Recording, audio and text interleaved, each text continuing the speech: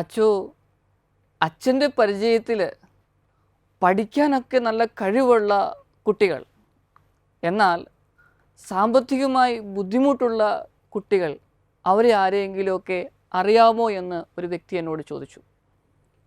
ഞാൻ മറുപടി പറഞ്ഞു, എത്ര പേരെ നിങ്ങൾക്ക് വേണം, എത്ര പേരെ വേണമെങ്കിലും ഞാൻ കാണിച്ചു തരാം, പരിചയപ്പെടുത്തി തരാമെന്ന് പറഞ്ഞു.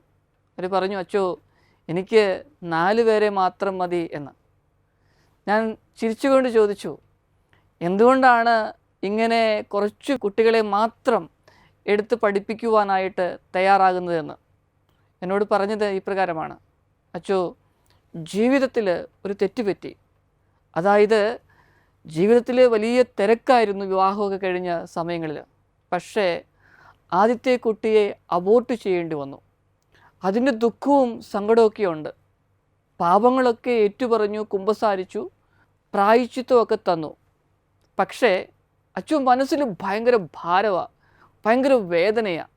പ്രത്യേകിച്ച് ഞാൻ ചില കുട്ടികളെ കാണുമ്പം എനിക്ക് ഒരു മകൻ അല്ലെങ്കിൽ മകളുണ്ടായിരുന്നെങ്കിൽ, ഇതേ പ്രായമായിരുന്നെങ്കിൽ അവരിങ്ങനെ ഓടിക്കളിച്ച് നടക്കുമായിരുന്നു എന്നുള്ള ചിന്തകളൊക്കെ എന്നിലേക്ക് മനസ്സിൽ വരുമ്പം എനിക്ക് ഭയങ്കര വിഷമമാണ്, ബുദ്ധിമുട്ടാണ്.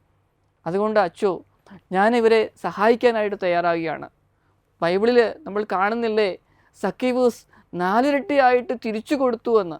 അതുപോലെ എനിക്കും എന്തെങ്കിലുമൊക്കെ ചെയ്യുവാനായിട്ട് സാധിക്കണമെന്ന്.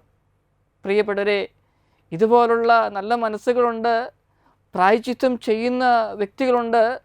ചെയ്തു പോയ തെറ്റുകൾക്കൊക്കെ ജീവിതകാലം മുഴുവൻ ആ പ്രായശ്ചിത്തം ചെയ്യുന്ന, ദൈവത്തിലേക്ക് അടുത്തു വരുവാനായിട്ട് ശ്രമിക്കുന്ന വ്യക്തികളുണ്ട്. ഞാൻ ദൈവത്തിന് നന്ദി പറയുകയാണ് ചെയ്യുന്നത്. കുമ്പസാരക്കൂട്ടിലേക്ക് പോകുമ്പം ഒരുപക്ഷെ നമ്മുടെ പാപങ്ങളൊക്കെ നമ്മൾ പറഞ്ഞു കഴിയുമ്പോൾ വൈദികൻ നൽകുന്ന പ്രായശ്ചിത്തം ഞാനും നിങ്ങളുമൊക്കെ ചെയ്യാറുണ്ട്.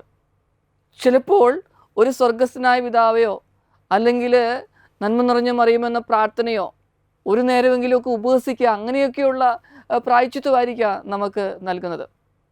എന്നാൽ അതിനേക്കാളൊക്കെ ഉപരിയായിട്ട് ജീവിതം കൊണ്ട് ചില കാര്യങ്ങൾ നമ്മൾ ഇതുപോലെ ചെയ്യേണ്ടതുണ്ട് പ്രിയപ്പെട്ടവരെ. ഇനി ആരുടെയെങ്കിലുമൊക്കെ വസ്തുവകകൾ മോഷ്ടിച്ചെടുത്തിട്ടുണ്ടെങ്കിൽ പ്രിയപ്പെട്ടവരെ, അവർക്കത് പെട്ടെന്ന് തിരിച്ചു കൊടുക്കാൻ സാധിച്ചില്ലെങ്കിലും ഇൻഡയറക്റ്റായിട്ട് തിരിച്ചു കൊടുക്കാൻ, വേലക്കാർക്ക് കൂലി കൊടുത്തിട്ടില്ലെങ്കിൽ അത് അവർക്ക് ഇൻഡയറക്റ്റായിട്ട് ഇനിയെങ്കിലുമൊക്കെ കൊടുക്കുവാനായിട്ട് ശ്രമിക്കുമ്പം അവിടെയാ ജീവിതം ധന്യമാകുന്നത്. നമുക്ക് പ്രാർത്ഥിക്കാം, ദൈവമേ നല്ലൊരു കുമ്പസാരം നടത്തുവാൻ ഞങ്ങളെ സഹായിക്കണമേ. ആമേൻ.